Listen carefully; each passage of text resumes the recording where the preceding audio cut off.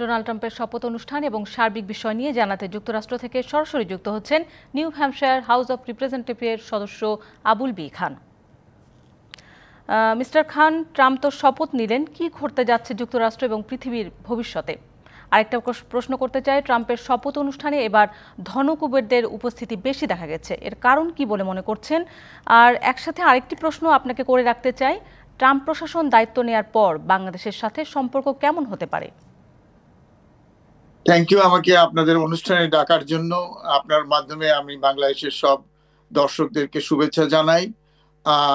আপনার সঙ্গে এবং লক্ষ লক্ষ লোকদের সঙ্গে আমিও শপথ অনুষ্ঠান দেখলাম এবং আপনারা সবই শুনলেন যে উনি কি করবেন।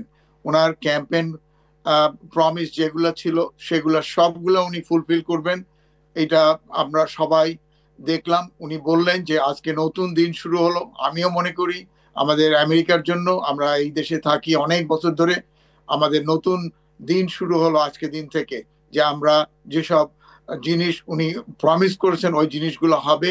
বিশেষ করে আমাদের ইমিগ্রেশন সমস্যা, যে গত বেশ কয়েক বছর ধরে অনেক লোক, অনেক ক্রিমিনাল যারা বিভিন্ন দেশ থেকে এই দেশে ঢুকে পড়েছে এবং তারা আমাদের সোসাইটিতে বিভিন্ন রকমের খারাপ কাজে লিপ্ত হয়েছে, এই জিনিসগুলা আমাদের সোসাইটিতে বিরাট বড় প্রবলেম হয়ে দাঁড়াইছে।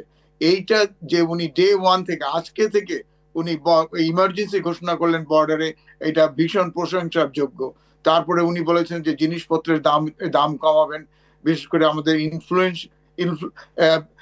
আমাদের যে মুদ্রাস্ফীতি তার দিকে লক্ষ্য রাখবেন এবং সেটা উনি চেঞ্জ করবেন। এটা একটা বিরাট রিমার্কেবল জিনিস।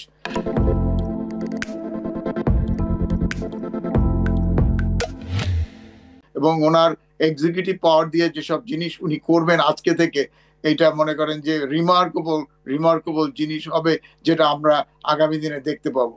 দ্বিতীয় প্রশ্ন হচ্ছে যে আমরা মনে করি যে ওইখানে যারা অ্যাটেন্ড করছেন আজকে, তারা মনে করেন যে বিভিন্ন কোম্পানি, বিভিন্ন সংস্থার সিইওরা বা যারা মালিক ওইসব অর্গানাইজেশনের, তারা এই এই অনুষ্ঠানের জন্য তারা বিভিন্ন রকম চাঁদা প্রদান করেছেন, যেটা আমেরিকার সোসাইটিতে আজকেই প্রথম না, এটা সবসময় হয়ে থাকে।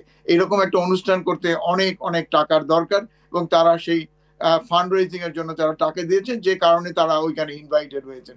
এটা আমার অভিমত এবং আমি যেটা মনে করি আর কি।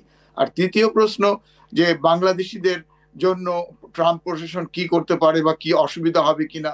দেখুন, যদি বাংলাদেশি হোক বা যেই হোক, যদি কোনো ক্রাইমের সঙ্গে কেউ যদি জড়িত থাকে এবং তারা যদি ইল্লিগাল হয়, তাদের যেভাবে অন্যান্য ল যেভাবে চলবে, আমেরিকার ল সেইভাবেই চলবে।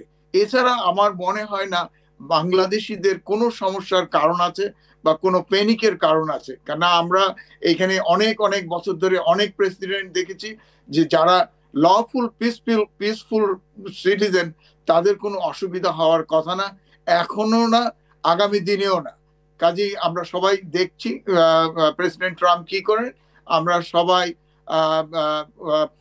47 প্রেসিডেন্ট হিসাবে ডোনাল্ড ট্রাম্পকে স্বাগত জানাই। Thank you.